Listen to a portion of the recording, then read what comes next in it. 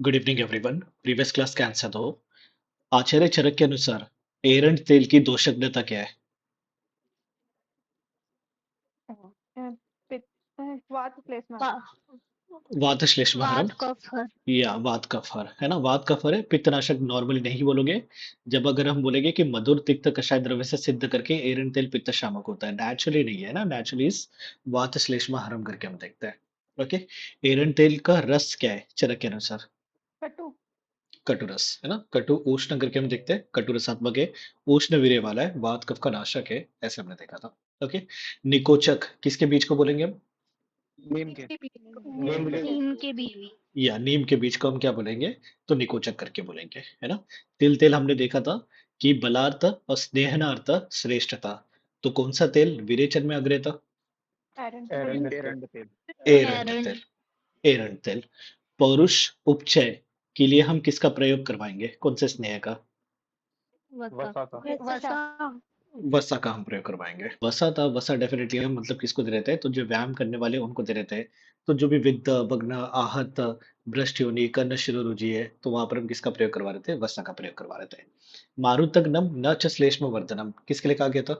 तेल के तेल के लिए या तेल के लिए कहा गया था कि वात का शमन करेगा, कफ की वृद्धि भी नहीं कराएगा। तो इसके लिए स्थिर करम, त्वचम, योनि विशोधन, ये सभी हमने तेल के लिए देखा था। हैंड रेस करके मुझे स्नेह का अनुपान सुना दो। अलग अलग प्रकार के स्नेह का अनुपान सुना दो। आद्री को बोलो। के लिए घृत सर्पी या घृत के लिए उष्ण जल का, और तेल में यूष का, वसा और मज्जा में मंड का, और जो बाकी अभाव में होते हैं तो उसमें उष्ण जल का। उष्ण जल का, वेरी गुड, है ना। तो सर्पी डेट इज घृत के लिए हम मतलब उष्ण जल का अनुपान प्रयोग करवाएंगे। वसा मज्जा के लिए हमने देखा था मंड का प्रयोग करवाएंगे। ओके। और तेल के लिए हमने देखा था युष का प्रयोग करवाएंगे। और अगर कोई भी अपने को अगर अनुपान नहीं मिल रहा है तो वहां पर भी हम उष्ण जल का प्रयोग करवा सकते हैं। ओके। प्रावृत ऋतु में हम कौन से स्नेह का प्रयोग करवाएंगे? वसा और तेल मंड तेल का। तेल का, है ना। तेल वसा मज्जा हमने देखा था वसंत ऋतु के माधव मंथ में हमने देखा था। माधव इस अपना वैशाख, तब हम प्रयोग करवा रहे थे। ओके। घृत का प्रयोग कब करवाएंगे? शरद शरद शरद ऋतु में। शरद ऋतु में। हैंड रेस करके आंसर दो। वात पित्त की अधिकता है, उष्ण काल है, और वहां पर अगर हमने दिन में स्नेह का प्रयोग करवा दिया तो कौन कौन से कॉम्प्लिकेशन हो सकते हैं? विकास बोलो। तो पिपासा उन्माद कामला और एक रह और गया, मूर्छा मूर्छा मूर्छा, है ना। तो वहां पर हमने देखा था मूर्छा, पिपासा, उन्माद और कामला, ये चार डिजीज हो रहे थे। अगर हमने वात पित्त की अधिकता और उष्ण काल में अगर हमने दिन में स्नेह का प्रयोग करवा दिया। इसका अपोजिट हमने देखा था अगर कफ की अधिकता है, ओके, और शीत काल है, तो वहां पर अगर हमने रात्रि में प्रयोग करवा दिया तो हैंड रेस करके आंसर दो कि क्या क्या होगा। उन्नति बोलो। अनाह अरुचि शूल पांडुता या अनाह अरुचि शूल पांडुता। ओके। स्नेह की प्रविचारना, हैंड रेस करके आंसर दो कि चरक ने कितने बताए, काश्यप ने कितने बताए। अनिल बोलो। सर चरक 24 और काश्यप 20। चरक ने केवल 24 बताए। 64 ही बताया 64 तो 64, 64 भी बताया, है ना। चरक ने 24 भी बताया, 64 भी बताए। और काश्यप कितने बताते हैं? 20 बताते हैं। ओके। अब ऐसे आंसर दे दो कि रस के समास व्यास से हमने प्रविचारना कितने देखे थे? 63 63, है ना। 63, क्योंकि एक रसों का विकल्प होता है 6, दो रसों का संयोग हम देखते हैं 15, तीन रसों का संयोग 20, चार रसों का संयोग फिर 15, पांच रसों का संयोग 6, और छह रसों का संयोग 1। ऐसे करके हम रस के जो संयोग होते हैं, है ना, तो वो संयोग विकल्प होते हैं, एक्चुअली वीकेंड से विकल्प पूरे आ जाते हैं उसमें। तो 63 रसों का संयोग इज 57, है ना। बाद में हम ये कॉन्सेप्ट पे देखेंगे, क्योंकि संयोग मतलब होता है दो या दो सौ अधिक चीजों को मिलाना। तो जब हम सिंगल सिंगल रस ले रहे हैं तो दैट इज नॉट संयोग, है ना, तो विकल्प में चले जाएंगे। तो इसके लिए रसों के संयोग कितने हैं? तो 57, और रसों के विकल्प कितने हैं? तो 63। तो संयोग विकल्प वाला बात छोड़ दो। यहाँ पर जस्ट श्लोक का बात याद रखो कि रस के समास व्यास से, है ना, कि अपने प्रविचारना कितने होते हैं, तो वी विल से 63 होते हैं करके। वहां पर केवल अगर हम स्नेह का प्रयोग करवा रहे हैं कैसे मिलाकर तो 64 हो जाता है। ओके। प्राथम कल्पिका किसके लिए कहा गया था? अच्छा करते अक्षपान अच्छा स्नेह के लिए, है ना। जो अच्छा पान स्नेह काम करवाएंगे उसको हमने देखा था प्राथम कल्पिका, डेट इज स्नेह की मुख्य कल्पना करके। ओके। अब मेरे को कोई तो बताओ, प्रमेह में हम कौन से स्नेह की मात्रा का प्रयोग करवाएंगे? मध्यम मध्यम मात्रा, है ना? हमने देखा था कि मध्यम मध्यम प्रमेह, कुष्ठ, वात, रक्त सभी जगह पर हम मध्यम मात्रा का प्रयोग करवाते हैं, है ना? वात रक्त में हम देखते ही है कि उत्तान और गंभीर करके पहले हम दो अवस्था देखते हैं। एक्चुअली जब हम चरक सूत्र 19 देखेंगे अष्टोत्तरीय अध्याय, तो वहां पर वात रक्त के दो प्रकार बताते हैं, है ना? कि एक उत्तान एक गंभीर, बट चिकित्सा स्थान देखते हैं तो उत्तान गंभीर के साथ उभय भी बता देते हैं वहां पर। ओके, तो वात रक्त के दो प्रकार तो है, 8 प्रकार भी है। और हमने देखा था वातरक्त में, कुष्ठ में, प्रमेह में हम किसका प्रयोग करवाएंगे? तो स्नेह की मध्यम मात्रा का प्रयोग करवाएंगे। आप कोई तो हैंड रेस करके आंसर दो कि स्नेह की ह्रस्व मात्रा का प्रयोग हम कौन कौन से डिजीज में प्रयोग करवाएंगे? अभिषेक बोलो। सर जी ज्वर अतिसार काश। या जो चीर समुत्थित ज्वर अतिसार कास होगा, जैक करके हमने देखा था कि स्नेह की जो ह्रस्व मात्रा होगी तो डेफिनेटली लॉन्ग टर्म हम यूज करेंगे। तो जो क्रॉनिक कंडीशन में जो ज्वर है, अतिसार है, कास है, तो वहां पर हम स्नेह की ह्रस्व मात्रा का प्रयोग करवाएंगे। कोई तो हैंड रेस करके आंसर दो। बल्ले कर्म स्नेह की कौन सी मात्रा करेगी? बल्या। निखिल बोलो। सर प्रधान और ह्रस्व मात्रा। या प्रधान मात्रा भी बल्ले कर्म करेगी और जो ह्रस्व मात्रा है वो भी बल्ले कर्म करेगी। ओके, दोष अनुकर्षणी सर्वमार्ग अनुसारिणी कौन सी मात्रा थी? प्रधान मात्रा प्रधान मात्रा, है ना? प्रधान प्रधान मात्रा। ओके, कोई तो हैंड रेस करके आंसर दो। प्रधान मात्रा, मध्यम मात्रा, ह्रस्व मात्रा कौन से बेसिस पर हम बोल रहे हैं? ओजस्विनी बोलो। सर स्नेह का पाचन समय के आधार पर हाँ, बताते जाओ। प्रधान मात्रा जो है वो अहोरात्र मतलब दिन रात में, और मध्यम मात्रा जो है वो आहा यानी कि 12 घंटे, और ह्रस्व मात्रा जो है वो अर्ध आहा यानी कि 6 घंटे में वेरी पच गुड, है ना? जाती है। तो स्नेह की मतलब मात्रा पचने में कितना देर लगता है, उसके अनुसार वी कैन से कि स्नेह की मात्रा कितनी है करके, स्नेह का पाचन समय कितना होगा। ओके, तो जैसे हमने देखा था अहोरात्र डेट इज 24 घंटे में पचने वाली जो मात्रा है उसको प्रधान मात्रा बोलेंगे। अह डेट इज 12 घंटे में पचने वाली जो मात्रा होगी उसको हम मध्यम मात्रा बोलेंगे। और रसो मात्रा डेफिनेटली अर्ध अह कि 12 का भी आधा डेट इज 6 घंटे में पचने वाली मात्रा, ये अपनी रसो मात्रा होगी। ओके, कोई तो हैंड रेस करके आंसर दो। क्रूर कोष्ठ में हम कौन कौन से स्नेह का प्रयोग करवाएंगे? शिवानी बोलो। सर तेल और मज्जा। या तेल और मज्जा हमने देखा था कि जहां पर हम किसका क्रूर कोष्ठ के कंडीशन में हम प्रयोग करवा रहे थे। ओके, प्रजा कामा, पुष्टि कामा, चक्षु कामा, ये सब किसके लिए कहा गया था? प्रधान मात्रा थेरेपी के लिए। सर्पी के लिए कहा गया था। सर्पी सर्पी नॉट प्रधान मात्रा, सर्पी के लिए हमने देखा था सभी कामा, अर्थी, ये सब वर्ड आ रहे थे, है ना? तो चक्षु कामा, पुष्टि कामा, प्रजा कामा, आयु प्रकर्ष कामा, ये सब हमने देखा था। और ओके, पित्त अनिल हरम, निर्वापनम, मृदुकरम कौन थे ये? ग्रीक। या सर्पी घृत, सर्पी है ना? सर्पी सर्पी दैट इज अपने घृत ही थे, यही हमने देखा था। ओके, तो तेल के बारे में और घृत के बारे में कि योग्य कौन है, ये सब हम देख चुके थे। श्लोक नंबर 46 तक अपना हो चुका था। उसके आगे हम कंटिन्यू करेंगे। तो श्लोक नंबर 46 तक अपना हो चुका था, दैट इज तेल के सेवन के योग्य कौन कौन है, ये हम देख चुके थे। ओके, उसके बाद हम देख रहे हैं वसा के सेवन के योग्य कौन है। सिंपल सी बात है, वसा के पहले भी हम गुण कर्म देख चुके हैं। तो वसा के गुण कर्म में हमने दो तीन बातें याद रखी थी कि जो व्यायाम करने वाला है पौरुष के लिए, उपचय के लिए, और जो व्यायाम करने वाला, जिम करने वाला, तो वो ही मार खा के आ रहा था। तो विद्ध, बग्न, आहत, कर्ण, शिरोरुजा, और किसका भ्रंश होने पर हम प्रयोग करवा रहे थे वसा का? योनि ब्रह्म योनि योनि भ्रंश, है ना? कि जो वजाइनल प्रोलैप्स वगैरह होगा तो वहां पर भी हम वसा का प्रयोग करवाएंगे। तो वो ही बात हम यहाँ पर भी याद रखेंगे। ओके, तो यहाँ पर हम देख रहे हैं वसा का सेवन कौन कौन करेगा। वात आतप सहा ये रुक्षा भार अध्वा कर्षिता। ओके, जो वात और आतप, है ना, कि वायु और धूप को सहन करने वाला, तो सीधी बात है, जो व्यायाम करने वाले को जब हम वसा दे रहे थे, तो जो व्यायाम करने वाला होगा, बलवान होगा, वही तो वायु और धूप को सहन कर पाएगा। आगे क्या बता रहे? भार अध्व कर्षिता, जो भार उठाने से और ज्यादा चलने से कर्षित हो गया है, व्यायाम करने वाला है ना, वेट लिफ्टिंग कर रहा है, ट्रेडमिल पर भाग रहा है, तो वो कर्षित हो गया है, उसी को हम वसा दे रहे हैं ना। हम क्या कर रहे हैं? लिंक कर रहे हैं। जब हमने वसा के गुण कर्म देखे तो हमने ये देखा था कि व्यायाम करने वाले के लिए हम प्रयोग करवाएंगे, परुषार्थ, उपचयार्थ हम प्रयोग करवाएंगे। वो ही बातें यहाँ पर हम लिंक कर रहे हैं। ओके, जो वायु और आतप को सहन कर पा रहा है, जो भार उठाने से और ज्यादा चलने से कर्षित हो गया है, तो वहां पर हम वसा का प्रयोग करवा रहे हैं। ओके। और व्यायाम करने की वजह से शरीर में रुक्षता भी आ जाएगी, सिंपल सी बात है। अगर आप ठीक तरह से डाइट नहीं ले रहे हो, ज्यादा एक्सरसाइज कर रहे हो, स्वेटिंग वगैरह हो रही है, फैट लॉस हो रहा है, कफ का लॉस हो रहा है, तो वहां पर रुक्षता आ जाएगी, तो वहां पर हम वसा का प्रयोग करवा रहे हैं। आगे, संशुष्क रेतो रुधिरा निष्पीत कफ मेदसः।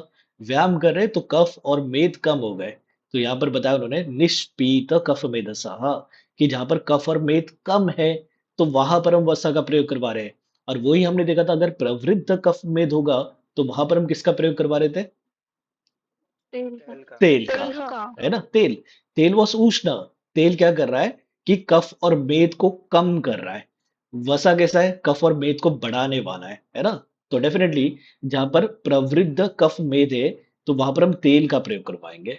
और जहां पर कफ मेद कम है, क्योंकि मतलब जिम जा जाकर उसके कफ और जो फैट थे वो कम हो चुके हैं, तो वहां पर हम वसा का प्रयोग करवाएंगे। ओके। तो निष्पीत कफ मेदसा, कि कफ और मेद पिया नहीं है उसने, निष्पीत मतलब कम हो गए, है ना? तो जहां पर मतलब कफ और मेद क्षीण हो गए, तो वहां पर हम वसा का प्रयोग करवा रहे हैं। तो वैसे ही जिसके शुक्र और रक्त ये शुष्क हो गए, क्यों? व्यायाम करते करते स्वेटिंग वगैरह ज्यादा हो गई, रुक्षता आ गई है, पहले ही हमने देखा। तो जहां पर रेत और रुधिरा शुष्क हो गए, तो वहां पर भी हम वसा का प्रयोग करवा रहे हैं। अब वही बात, जो जिम खा जाने वाला वही मारेगा, वही मार खा के आएगा, है ना? तो पेन वाली बात आ जाएगी। पहले हमने देखा है कि वसा हम कहाँ पर यूज कर रहे थे? कर्ण रुजा, शिरोरुजा, विद्ध, भग्न, आहत, इन सभी कंडीशन में यूज कर रहे थे। वही बात यहाँ पर फिर हम देखेंगे। अस्थि संधि शिरा स्नायु मर्म कोष्ठ महारुजाह।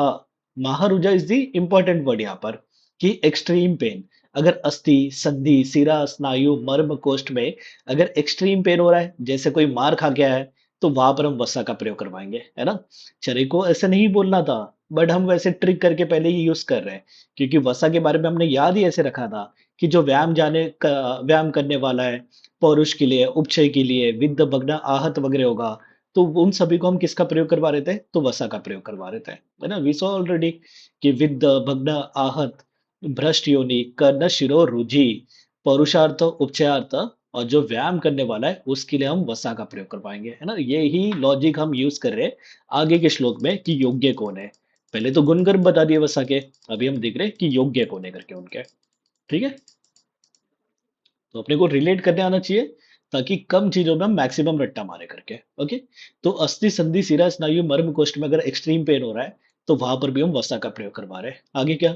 बलवान मारुतो ये शाम खानी च आवृत्य तिष्ठति, कि जहां पर खानी स्रोतस में बलवान मारुत की एक्सट्रीम बढ़ा हुआ जो वायु है उसने आवरण कर दिया, है ना? स्रोतस में अगर बढ़ा हुआ वायु आवरण कर रहा है, तो वहां पर भी हम वसा का प्रयोग करवाएंगे, है ना? वसा वातज कंडीशन में यूज करेंगे। कफ कम हो गया है तो वहां पर हम वसा का प्रयोग करवा रहे हैं। जब कफ कम हुआ है तो वायु बढ़ेगा या कम होगा?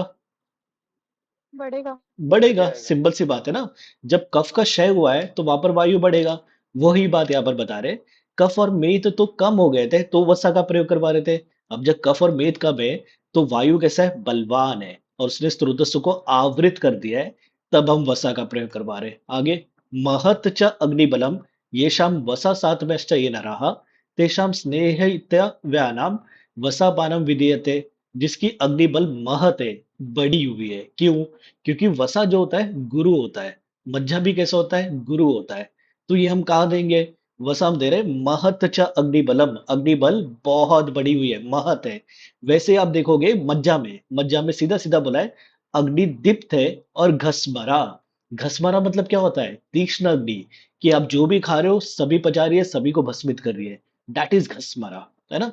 बट दोनों में हम देख रहे हैं कि एक्सट्रीम बड़ी हुई अग्नि, बट आपको श्लोक के वर्ड में याद रखना है, पीजी पॉइंट ऑफ व्यू, है ना? अग्निबल महत है तो वसा का प्रयोग, दीप्त अग्नि है और घसमरा रोग है, तो वहां पर हम किसका प्रयोग करवाएंगे? मज्जा का प्रयोग। ओके। तो वसा का यहाँ पर खत्म हो गया।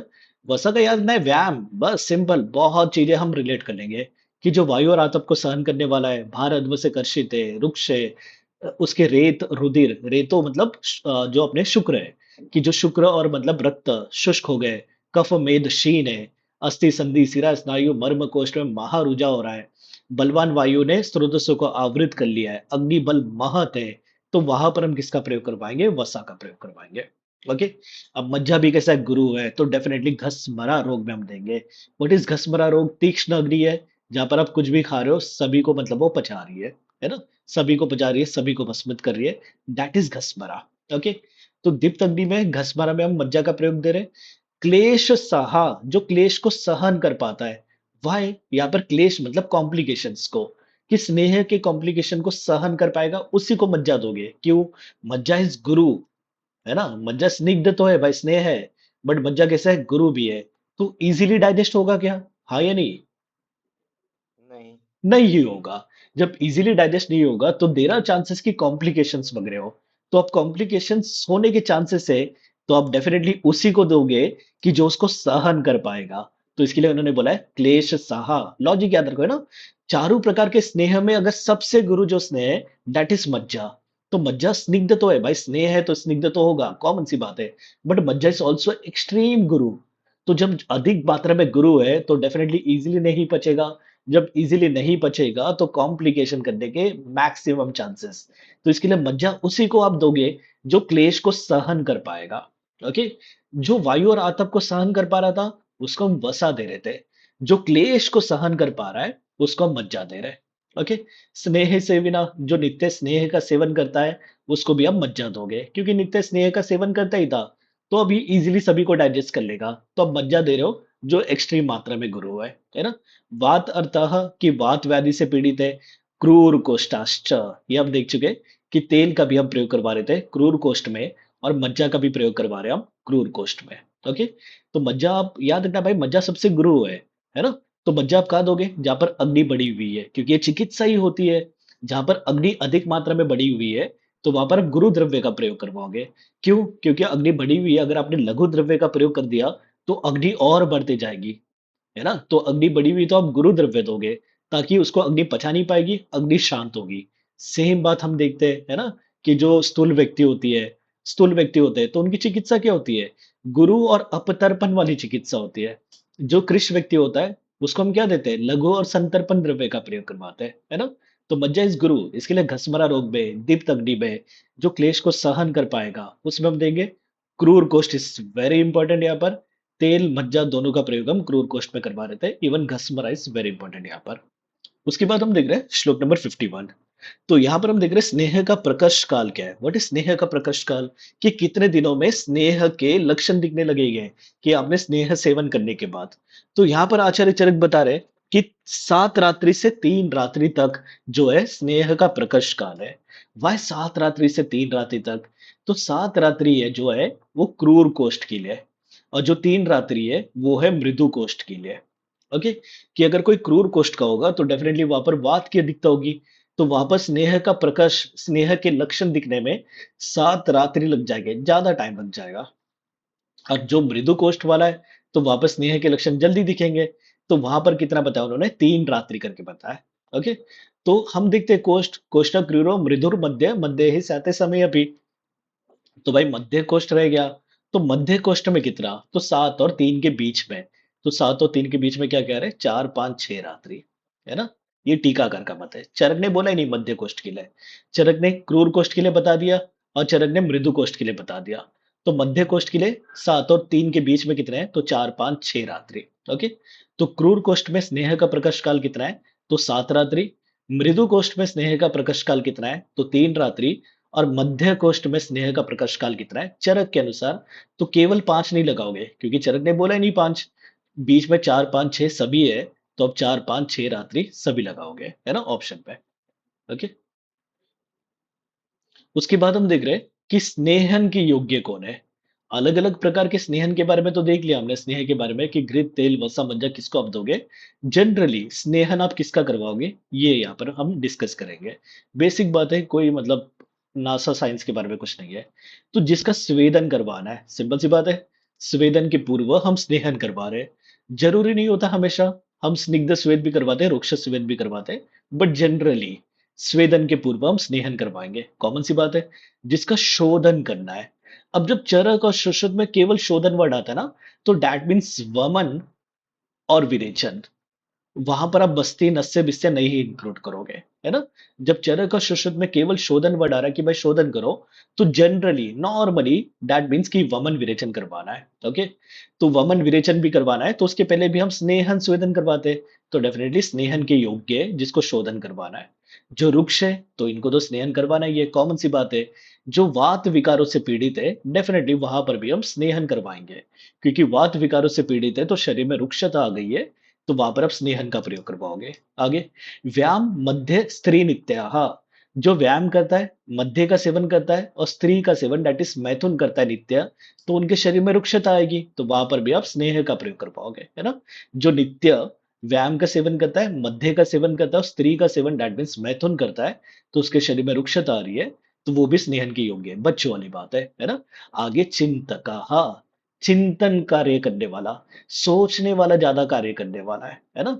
कोई एक टाइप का राइटर है ना, या स्किल का वर्क करने वाला है, तो वो ज्यादा मतलब सोचने वाला काम करेगा। अब जब सोचने वाला काम करेगा तो एक ही जगह बैठा हुआ है, रात रात भर जाग रहा है, चिंतन कर रहा है, तो उसकी वजह से रुक्षता आएगी। रात्रि जागरण से क्या होता है, शरीर में रुक्षता आती है, तो जो चिंतन कार्य करने वाला है तो वहां पर रुक्षता आएगी, और रुक्षता आएगी तो वहां पर क्या प्रयोग करवाओगे आप, तो स्नेहन का प्रयोग करवाओगे, सिंपल।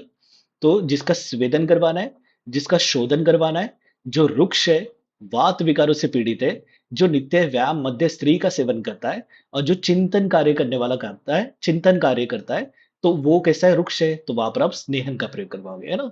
कोई रट्टा मारने की जरूरत नहीं है, लॉजिक सुन देना बस यहाँ पर, ठीक है। उसके बाद स्नेहन के अयोग्य कौन है, तो सिंपल सी बात है, जो स्निग्ध है, जहां पर कफ मेद की वृद्धि है, तो सभी स्नेहन के अयोग्य है ना, सिंपल सा लॉजिक। तो वही बातें यहाँ पर आएगी। ओके, क्या बता रहे, संशोधनात् रीते येषाम वृक्षणम संप्रवक्ष्यते। पहले तो आप मुझे बताओगे, कोई तो हैंड रेस करके, रीते का मतलब क्या होता है, संशोधनात् रीते येषाम वृक्षणम संप्रवक्ष्यते। हैंड रेस करके आंसर दो, रीते मतलब क्या, अभिषेक बोलो। सर जी बिना। बिना, है ना, छोड़कर, बिना, है ना, नहीं, छोड़कर मोस्टली, है ना, बिना की बात करें, तो बोले संशोधन के बिना अगर किसी को रुक्षण करवाना है तो वो स्नेहन के योग्य नहीं है, सिंपल सी बात है। ओके, मतलब क्या, अगर किसी का रुक्षण करवाना है तो वहां पर आप स्नेहन करवाओगे क्या, नहीं करवाओगे, सिंपल सी बात है ना। अगर डॉक्टर ने बोला भाई इसमें कफ मेद बढ़ा हुआ है, आपको रुक्षण करवाना है, तो वहां पर आप स्नेहन करवाओगे क्या, नहीं करवाओगे। बट रुक्षण करवाने के लिए हम वमन विरेचन भी तो दे सकते हैं, तो रुक्षण करवाने के लिए जब आप वमन विरेचन दोगे तो वहां पर आप क्या करवाओगे, तो पहले स्नेहन करवाओगे, फिर स्वेदन करवाओगे, और वमन विरेचन के द्वारा रुक्षण दोगे। तो यहां पर वही बोला उन्होंने, अगर संशोधन के बिना अगर किसी का रुक्षण करवाना है तो वो स्नेहन के क्या हो गए, योग्य हो गए। दैट सिंपली मीन्स कि अगर संशोधन के द्वारा अगर किसी को रुक्षण देना है तो वो तो स्नेहन के योग्य हो गए ना, क्योंकि संशोधन वमन विरेचन जब आप करवाओगे तो स्नेहन स्वेदन करवा के ही वमन विरेचन करवाओगे। समझ में आ गई होप सो बात। रुक्षण करने के लिए देर आर टू चांसेस, अपने पास दो ऑप्शन है, संशोधन के द्वारा रुक्षण दो या बिना संशोधन के रुक्षण दो। तो अगर संशोधन के द्वारा रुक्षण दोगे तो वहां पर आप स्नेहन करवाओगे, और बिना संशोधन के द्वारा रुक्षण दे रहे हो तो वापस स्नेहन करवाने की कोई जरूरत नहीं है ना। तो यहाँ पर वही बता रहे, अगर संशोधन के बिना किसी को रुक्षण करना है तो वो स्नेहन के अयोग्य है, क्योंकि अगर संशोधन के बिना रुक्षण करना है तो वापस स्नेहन नहीं करोगे, डायरेक्ट आप रुक्षण करवाओगे, सिंपल। आगे, सिंपल नहीं है, समझो बात को, वहां पर आगे क्या है, उत्सन्न कफ मेधसाम। ओके, जहां पर कफ और मेद कैसे उत्सन्न, बढ़े हुए, तो वो स्नेहन के अयोग्य है। बट हमने सिमिलर बात देखी है कि प्रवृद्ध कफ मेद में किसका प्रयोग करवा रहे थे, प्रवृद्ध तेल का। तेल का, तेल। है ना। तो दोनों का मीनिंग सेम निकलता है, प्रवृद्ध हो या उत्सन्न हो, दोनों का मतलब होता है बढ़ा हुआ। बट अपने को श्लोक के वर्ड्स में ही पकड़ना है वहां पर। अगर प्रवृत्त कफ में पूछ लिया कि आप क्या प्रयोग करवाओगे, तो आप बोलोगे तेल का प्रयोग करवाओगे। उत्सन्न कफ मेद स्नेहन के योग्य या फिर अयोग्य, तो आप बोलोगे अयोग्य। जहां पर कफ और मेद अधिक मात्रा में ही बढ़ा हुआ है तो वहां पर आप स्नेहन नहीं दोगे, क्योंकि स्नेहन से कफ भी बढ़ेगा और मेद भी बढ़ेगा, तो वहां पर आप स्नेह का प्रयोग नहीं कर पाओगे, है ना। निष्पीत कफ मेद में आप किसका प्रयोग करवा रहे थे, वशा। वसा का, वसा। है ना। निष्पीत कफ मेद में आप किसका प्रयोग करवा रहे थे, तो वसा का प्रयोग करवा रहे थे, ठीक है। आगे क्या बोल रहे, अभिषन्न अनन गुदाहा, अनन मतलब मुख और गुद, बोले गुद और मुख में अभिषन्न। What is अभिषन्न? कि कफ भरा हुआ है। अभिसंधि जैसे हम देखते हैं कि जो कफ की वृद्धि करने वाले होते हैं, है ना, स्रोतों से में अवरोध करते हैं। तो यहाँ पर इनको बोला है कि अगर मुख और गुद प्रदेश में कि कफ भरा हुआ है, सिंपल सी बात है ना भाई, अभिषन्न कि कफ भरा हुआ है। कफ भरा हुआ है तो आप स्नेहन करवाओगे क्या? नहीं करवाओगे। वहां पर कफ और भरेगा और बढ़ेगा, है ना। तो यहाँ पर लॉजिक क्या लगता है? अभिषण्ण अनन गुदाहा, मीनिंग समझ में आना चाहिए। अच्छा, अनन मतलब मुख और गुद मतलब गुद भी नो, है ना, रेक्टल एरिया। तो वहां पर अगर कफ भरा हुआ है तो आप वापस स्नेह नहीं दोगे। आगे, नित्य मंद अग्न्यश्च, जिसकी अग्नि हमेशा ही मंद रहती है, तो वहां पर भी आप स्नेह का प्रयोग नहीं करवाओगे, क्योंकि स्नेह को डाइजेस्ट ही नहीं कर पाएगा। ओके। तृष्णा मूर्छा परितश्च गर्भिण्या तालुशोषिणः। Now this is important. अगर कोई तृष्णा और मूर्छा से पीड़ित है तो वहां पर आप स्नेह नहीं करवाओगे, क्योंकि हम आगे जाके देखेंगे तृष्णा में क्या होता है। तृष्णा में पित्त बड़ा होता है, वात भी बड़ा होता है। तो चांसेस आर देयर कि तृष्णा के पेशेंट में अग्नि कैसी है, तो ज्यादा ही बढ़ी हुई है। तो वहां पर अगर आप स्नेह का प्रयोग करवाओगे तो अग्नि और बढ़ जाएगी, है ना। तो इसके लिए और वहां पर प्यास वगैरह और लगेगी। तो अगर तृष्णा और मूर्छा से पीड़ित पेशेंट है तो सिंपली मीन्स कि वहां पर पित्त जो है अधिक मात्रा में बढ़ा हुआ है, अग्नि अधिक मात्रा में बढ़ी हुई है। ये कॉन्सेप्ट आगे देंगे चरक। या तो जस्ट उन्होंने बता दिया कि तृष्णा मूर्छा में यूज मत करो, आगे चरक बताएंगे, एक लॉजिक बताएंगे, देखेंगे हम, है ना। तो तृष्णा मूर्छा डेफिनेटली पित्तज है, तो पित्त की बढ़ी हुई है, अग्नि बढ़ा हुआ है, तो वहां पर आप स्नेह नहीं दोगे, अग्नि और बढ़ेगी, है ना। तो इसके लिए आप तृष्णा मूर्छा में नहीं दे रहे हो। आगे, गर्भिणी में नहीं दोगे, तालु शोष में नहीं दोगे। अब यहाँ पे दो मीनिंग निकलता है कि गर्भिणी को तालु शोष हो रहा है तो मत दो, and that is a exact जो वर्ड है। बट यहाँ पर ठीक है, अलग अलग कर रहे हैं, हमने भी अलग अलग कर लिया कि गर्भिणी को हम स्नेह का प्रयोग नहीं करवा रहे। और जिसका तालु शोष है, तालु सूखा हुआ है। तालु कब सूखता है? जब पेशेंट तृष्णा से पीड़ित होता है। सिंपल सा लॉजिक है ना। आपका तालु मतलब पैलेट, तो पैलेट आपका ड्राई कब होता है? मोस्टली गला, तालु, ये सब कभी ड्राई होते हैं जब आप तृष्णा से पीड़ित हो, है ना। तो यहाँ पर इनको एक्चुअली मोस्टली ये बोला था कि गर्भिणी, हाँ तालु शोषिना, कि गर्भिणी में अगर तालु शोष है मतलब गर्भिणी अगर प्यास से पीड़ित है तो स्नेह का प्रयोग मत करवाओ। ये लॉजिकली सही सेंटेंस है। बट यहाँ पर जो लिखा है हम वैसे ही पढ़ेंगे कि गर्भिणी में हम स्नेह का प्रयोग नहीं करवा रहे और तालु शोष में हम स्नेह का प्रयोग नहीं करवा रहे। ओके। जो अन्न से द्वेष करता है, जिसको छर्दी हो रहा है, सिंपल सी बात है, अन्न द्वेष is mostly due to cough, छर्दी is mostly due to cough, है ना। छर्दी एज अ डिजीज छोड़ दो, छर्दी एज अ सिम्टम करके हमने मोस्टली देखा है कि कफ की वजह से हम देखते हैं, है ना, कि वॉमिटिंग हो रहा है कफ की वजह से हो रहा है। अन्न से द्वेष कफ की वजह से होता है, जैसे हम देखते हैं अतिसार। अतिसार लक्षण किस में देखते हैं हम? कौन से दोष में? पित्तज। पित्त में देखते हैं, है ना। पित्त दोषों में, पित्त लक्षण में हम देखते हैं। शोथ हम कौन से लक्षण में देखते हैं? वात दोष में। कफज में देखते हैं। कम ऑन यार अनिल, ये तो मत बोलो, हमने बहुत बार देखा है ये सब, है ना, कि शोथ जो है कफज लक्षण है, अतिसार जो है पित्तज लक्षण है। ये बाद में जब भी हम कोई डिजीज के बारे में सिम्टम्स वगैरह देखते हैं तो हमने बहुत बार देखा है सब, कि विड भेद, अतिसार इस पित्तज लक्षण, शोथ इस कफज लक्षण, छर्दी कफज लक्षण, अन्न से द्वेष, अरुचि, दे आर कफज लक्षण, है ना। तो कफ जब बड़ा हुआ है तो डेफिनेटली हम स्नेह का प्रयोग नहीं कर पाएंगे। उधर रोग में हम स्नेह का प्रयोग नहीं करवाएंगे, है ना। आम गर अर्दिता, हाँ, आम वाले कंडीशन में नहीं कर पाएंगे। क्यों?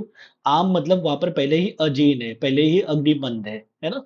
तो आम वाले कंडीशन में, और आम की मतलब गुण कौन से दोष से मिलते जुलते हैं? वात पित्त कफ कफ, दोष। कफ दोष। कफ दोष से, है ना। तो कफ डेफिनेटली कफ से, तो वहां पर भी क्या होगा? तो कफ को बढ़ाएगा, आम को बढ़ाएगा, तो वहां पर आप स्नेह का प्रयोग नहीं कर पाओगे, है ना। गर्विश में नहीं कर पाओगे, और जठर रोग में, डेट इज उदर रोग में भी आप किसका प्रयोग नहीं कर पा रहे हो? स्नेह का प्रयोग नहीं कर पा रहे हो वहां पर। ओके। मोस्टली यही उनका लॉजिक है कि कफ को बढ़ाएगा, स्रोतों को अवरोध करेगा एंड ऑल दैट, इसके लिए हम नहीं कर पा रहे। दुर्बल में हम स्नेह का प्रयोग नहीं करवाएंगे। क्यों? उसको सहन नहीं कर पाएगा। ओके। कि अगर कोई कॉम्प्लिकेशंस वगैरह हो गए तो सहन नहीं कर पाएगा, तो इसके लिए स्नेहन के अयोग्य है। प्रतांतश्च, कि जो थका हुआ रहता है ना, तो जो पहले से ही थका थका सा है वो भी सहन नहीं कर पाएगा, तो वहां पर भी आप स्नेह नहीं दोगे। स्नेह ग्लाना, जो स्नेह का पान करते करते थक गया है, जिसका मन भर गया है, तो वहां पर भी स्नेहन के अयोग्य है। मद आतुराह, एल्कोहलिक है, तो वहां पर भी आप स्नेहन का प्रयोग नहीं करोगे।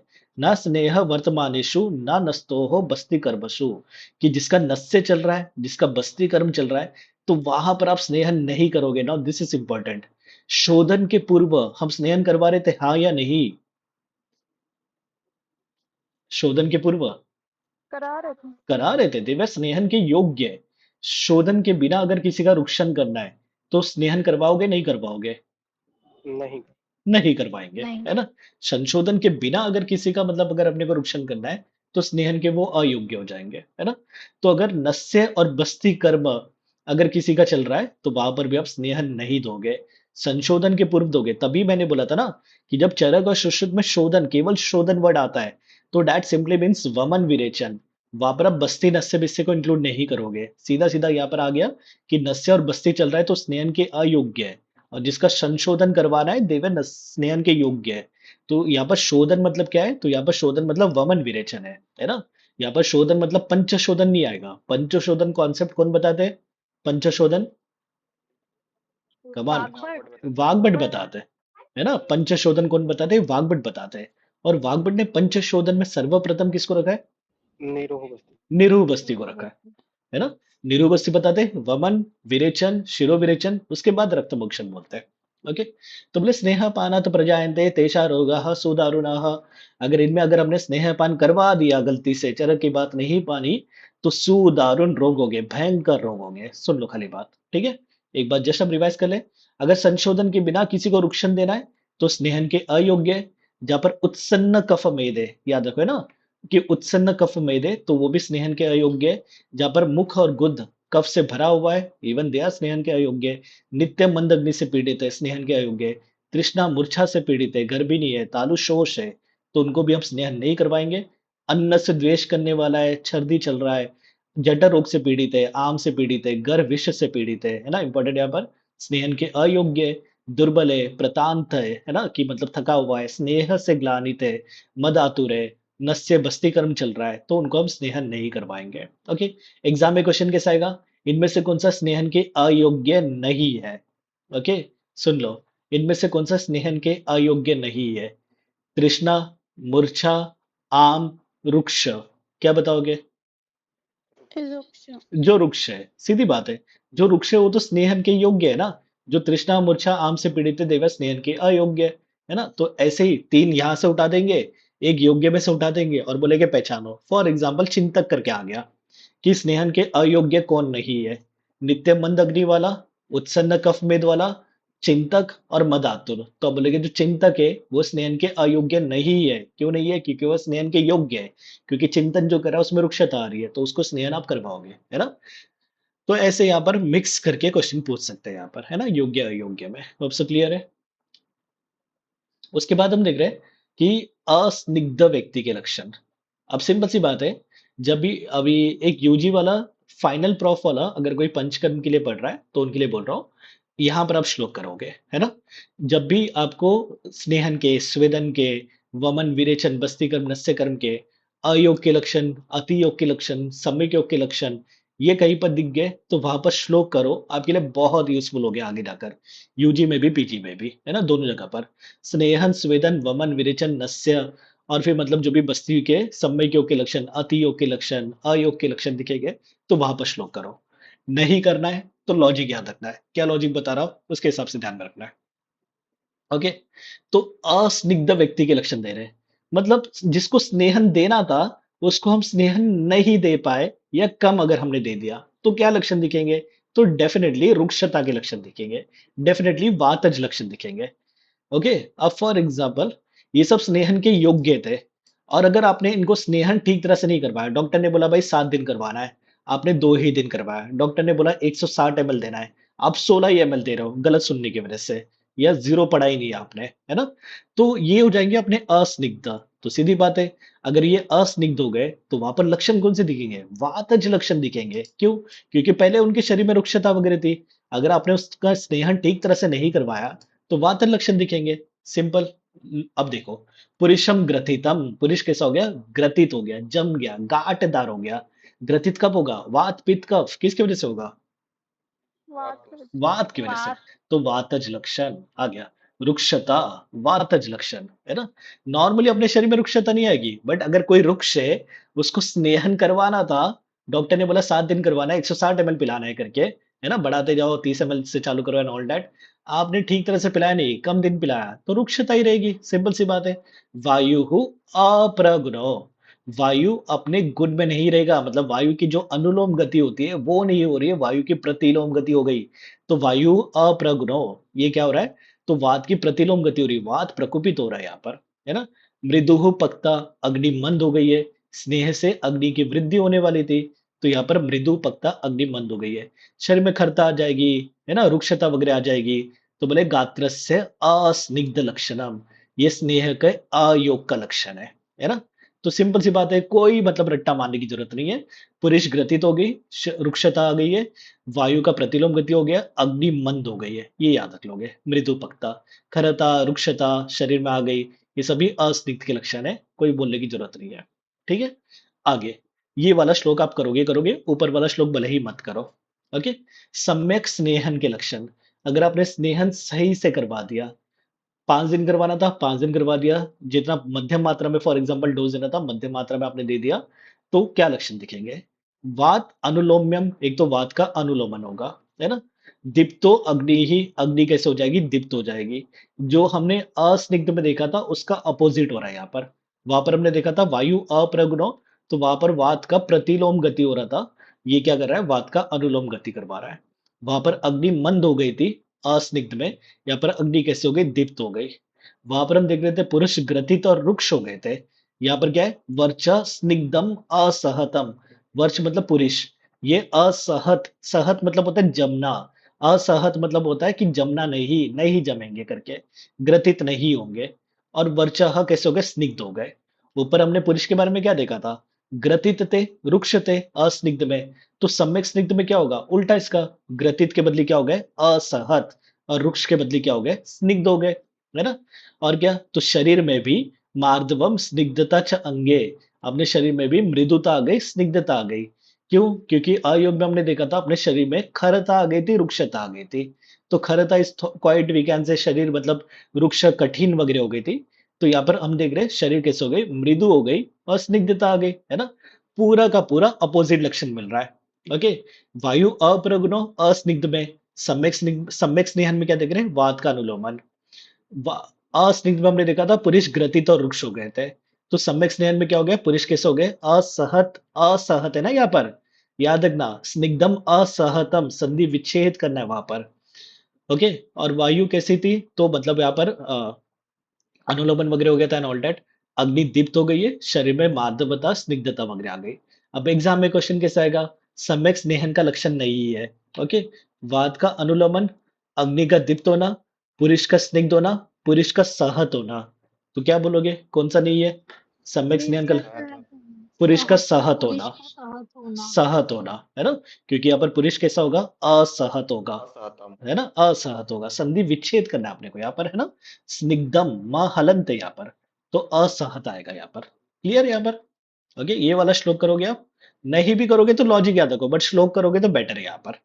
ठीक है, अब अति स्निग्ध के लक्षण, अगर आपने स्नेहन अधिक मात्रा में कर दिया तो कौन से दोष वाले लक्षण दिखेंगे, कपज पज। कफज वाले, सिंपल सी बात है, कफि स्निग्ध, अगर आपने स्नेहन अधिक मात्रा में कर दिया तो कफन लक्षण दिखेंगे।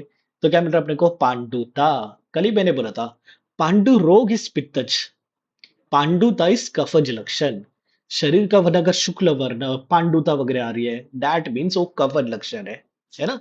तो पांडुता आ गई, पांडु रोग नहीं हुआ, पांडुता आया है। ओके, पांडुता मतलब पीलापन बिल्कुल नहीं होता है, पांडुता मतलब पेल पड़ रहे हैं हम यहाँ पर। ओके, उसके बाद हम देख रहे हैं गुरुता जड़ता टिपिकली कफज, एक बच्चे को भी पता होता है ना फर्स्ट ईयर के, कि गौरवता जड़ता इज टिपिकली कफज। पुरुषस्य अविपक्वता, पुरुष का पाक नहीं होगा, मल कच्चा कच्चा निकलेगा, आम युक्त निकलेगा, डेफिनेटली कफन लक्षण है ना। मल कैसा निकल रहा है, आम युक्त निकल रहा है, पक्व नहीं हो रहा है। तंद्रा कफद लक्षण, अरुचि कफद लक्षण, उत्क्लेश कफद लक्षण, तो ये सभी अति स्निग्ध के लक्षण है ना। तो पांडुता गौरवम जाड्यम पुरुषस्य अविपक्वता, तंद्रा अरुचि उत्क्लेश, ये अति स्निग्ध के लक्षण है। क्वेश्चन पूछ रहा हूं, आंसर दो, अति स्निग्ध का लक्षण नहीं है। पुरुषस्य पक्वता, पांडुता, जड़ता, उत्क्लेश, पुरुषस्य पक्वता पुरुषस्य पक्वता, है ना। ऐसे नहीं कि श्लोक हमने कर लिया और वहां पर हमने को ये नहीं सोचना, अच्छा इनके इनको ना गलती से मतलब इन्होंने क्या हो गया, स्पेलिंग मिस्टेक हो गया, ऐसे बिल्कुल नहीं सोचना है, यहीं पर घुमा देते वो। छोटे अ की मात्रा में, ई की मात्रा में, म की मात्रा में कहीं पर भी घुमा देते हैं, है ना? तो पुरुषस्य अविपक्वता ये अति स्निग्ध का लक्षण है, पुरुष का पाक नहीं हो मतलब आम युक्त है वो। ओके? तो ऐसे याद रखना आपने को, है ना? ये वाला श्लोक अगर आप नहीं कर रहे हो ठीक है, एटलीस्ट सम्यक स्नेहन वाला तो कर लो, that will be much better. Okay? उसके बाद हम देख रहे हैं स्नेहपान से पहले अपना मतलब भोजन कैसा होना चाहिए करके, है ना? कि अगर किसी को स्नेहपान करना है तो वहां पर भोजन कैसा होना चाहिए।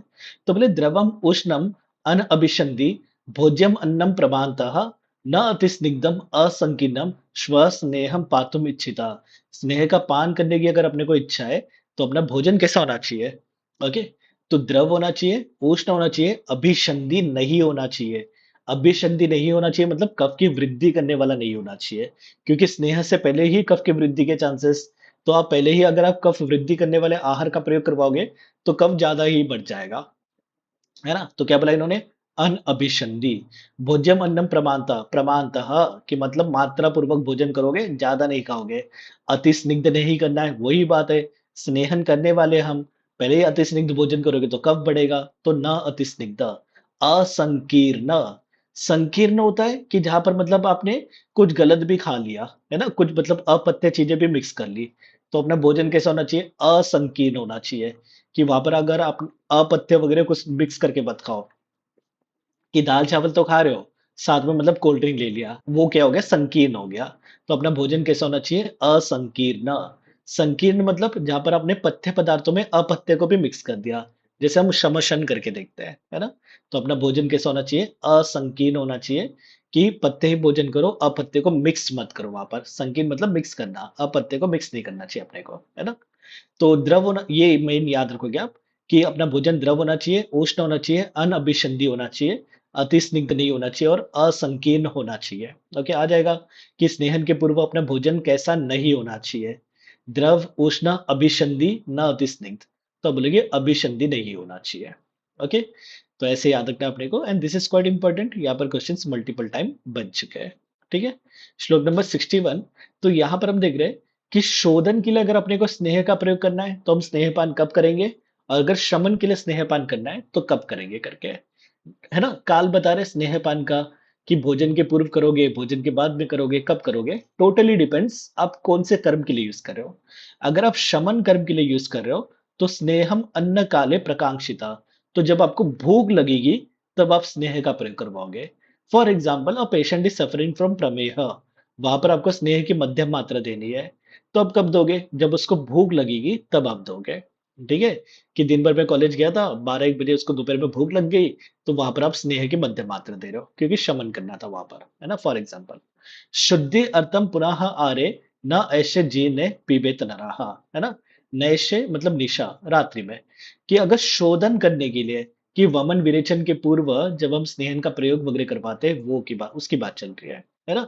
कि अगर शोधन करने के लिए अगर आप स्नेह दे रहे हो तो रात्रि का आहार जीर्ण होने के बाद आप स्नेह का प्रयोग कर पाओगे, है ना? याद रखो, शोधन के लिए अगर स्नेह पान करवाना है तो रात्रि का आहार, रात में आपने जो भोजन किया था, सुबह अगर पच गया तो आप शोधन के लिए स्नेह का प्रयोग करवाओगे। शमन के लिए स्नेह का प्रयोग कब करवाओगे, कि जब आपको भूख लगेगी, अन्न काले प्रकांक्षितः, जब आपको भूख लग रही है तब आप स्नेह का प्रयोग करवा रहे हो, है ना? तो शमन का प्रयोग कब, शम स्नेह का भूख लगने पर, और शोधन के लिए स्नेह का प्रयोग कब, जब रात्रि का भोजन जीर्ण हो जाएगा तब आप करवाओगे। इंपॉर्टेंट यहाँ पर। ओके, उसके बाद now this is okay, not that important, कि स्नेह पान के बाद में अपनी परिचर्या कैसे होनी चाहिए करके, है ना? रिसेंटली हमने ये वागबट में भी देखा था, याद होगा अपने को, कि अगर कोई स्नेह पान कर रहा है तो वो फिर क्या रूटीन को फॉलो करेगा, सुनते जाओ खाली, कोई खास इंपॉर्टेंट नहीं है। उष्ण उदक उपचारी, कि सभी चीजों में उष्ण जल का सेवन करवाएगा, है ना? कि मतलब उष्ण जल का पान करवा रहा है, फिर मतलब स्नान के लिए भी उष्ण जल वगैरह का प्रयोग करवा रहा है, तो उष्ण उदक उपचार, वाह उष्ण जल, क्योंकि हमने सभी स्नेह का कॉमन अनुपान भी देखा था, क्या देखा था, उसमें जब उष्ण जल। उष्ण जल। उष्ण जल क्या करेगा, इनका पाचन करेगा। अब फॉर एग्जाम्पल आपने स्नेह पान कर लिया, तो जब तक वो डाइजेस्ट नहीं होगा, मेटाबोलाइज वगैरह नहीं होगा, तब तक मतलब वो बॉडी में एब्जॉर्ब नहीं होगा, है ना? तो उसी के लिए हम क्या दे रहे हैं, तो उष्ण जल का प्रयोग करवा रहे हैं। आगे सुनते जाओ, कि ब्रह्मचर्य का पालन करना है ना? शपाशय, कि रात्रि में मतलब सही समय पर अपने को सो जाना है। ओके, शक्रित मूत्र और वायु का वगैरह अपने को उद्गार का उदित भी नहीं करना है, धारण भी नहीं करना है। जबरदस्ती इनको बाहर भी नहीं निकालना है और आने पर इनके वेगों का धारण भी नहीं करना है। सुनते जाओ, है ना, कि जो मूत्र है, पुरुष है, वायु है, उद्गार है, इनका उदीरन भी मत करो, धारण भी मत करो। व्यायाम मत करो स्नेहपान के समय, ज्यादा जोर से मत बोलो, क्रोध, शोक, है ना, ठंडी का सेवन, धूप का सेवन मत करो। वहां पर बोले कि प्रवात का सेवन मत करो करके। सामने से अगर वायु वगैरह आ रही है तो वहां पर मतलब आपको सेवन नहीं करना चाहिए। तो ऐसे जगह पर आप बैठोगे जहां पर अप्रवात होगे, कि मतलब वहां पर सामने से वायु नहीं आ रही है ना। बोले अप्रवातम च सेवेत, यहाँ पर वर्जित आ गया, हिम आतप वगैरह का वर्ज्य करोगे, छोड़ दोगे आप। फिर बोले अप्रवातम च सेवेत, ऐसे जगह पर लेटोगे, ऐसे जगह पर बैठोगे जहां पर डायरेक्ट सामने से वायु नहीं आ रही है ना। अप्रवातम। अब मेरे को बताओ, प्रवात का सेवन कौन से ऋतु में करना चाहिए? ग्रीष्म में। ग्रीष्म ऋतु में। ग्रीष्म ऋतु में। और प्रवात का सेवन कौन से ऋतु में नहीं करना चाहिए? हेमंत। हेमंत ऋतु में, है ना। हेमंत ऋतु में हम प्रवात का सेवन नहीं करते हैं। तो यहाँ पर भी हम प्रवात का सेवन नहीं करेंगे। जहां पर भी आप लेट रहे हो, बैठ रहे हो, तो वहां पर डायरेक्ट सामने से हवा नहीं आनी चाहिए, है ना। सुन लो, कोई खास इंपॉर्टेंट नहीं है, खाली चाहिए तो पहले याद रख लो, उष्ण उदक उपचारी, कि स्नेहपान करते समय आपको उष्ण जल का प्रयोग करना चाहिए, है ना, पान वगैरह करने के लिए। उसके बाद हम देख रहे हैं, ये कॉन्सेप्ट हम देख चुके थे, स्नेह प्रकर्ष काल। हमने देखा था 7 रात्रि से लेकर 3 रात्रि तक। तो वहां पर हमने कॉन्सेप्ट देखा था कि मृदु कोष्ठ में 3 रात्रि है ना, क्रूर कोष्ठ में 7 रात्रि है, और मध्य कोष्ठ में कितना है? 4 5 6, है ना। 4 भी हो सकता है, 5 भी हो सकता है, 6 भी हो सकता है। वही बात है यहाँ पर, मृदु कोष्ठ त्रिरात्रेण स्नेहति क्रूर कोष्ठस्तु सप्तरात्रेण, कि क्रूर कोष्ठ का स्नेहन सप्तरात्रि में, और मृदु कोष्ठ वाले का स्नेहन कितना, तो 3 रात्रि में, है ना, देख चुके हैं हम। उसके बाद वाली बातें खाली सुनते रहो, कोई खास नहीं है। बोले मृदु कोष्ठ किसको कहेंगे हम करके। तो मृदुकोष्ठ वो है, अगर जिसको गुड़ का सेवन, इक्षु रस का सेवन, दही के ऊपर का पानी, दैट इज दधी मत्सु मस्तु, है ना, शिर दैट इज दूध, उल्लोडितम दधी, है ना, कि दधी को मत कर वगैरह हमने दे दिया, खीर वगैरह हमने खिला दी, खिचड़ी खिला दी, घी पिला दिया, काश्मर्य दैट इज गंबारी, याद रखो, काश्मर्य किसका पर्याय? गंबारी का पर्याय, है ना। त्रिफला का रस दैट इज त्रिफला का क्वाथ दे दिया, द्राक्षा रस, है ना, कि अंगूर का रस वगैरह दे दिया, ग्रेप्स का, पीलू रस हमने दे दिया, उष्ण जल दे दिया, नया मध्य दे दिया। तो अगर इनको विरेचन हो जाएगा ये पीने के साथ ही, तो दे आर मृदु कोष्ठ। आपने देखा होगा, कोई कोई ऐसे होते हैं, दूध पीने के बाद ही दिन में 3 4 बार चले जाते हैं डिफिकेशन के लिए, है ना। 3 4 बार उनको मोशंस वगैरह आ जाते हैं, खीर खाने के बाद उनको मोशंस वगैरह आ जाते हैं। ओके, तो दे आर मृदु कोष्ठी।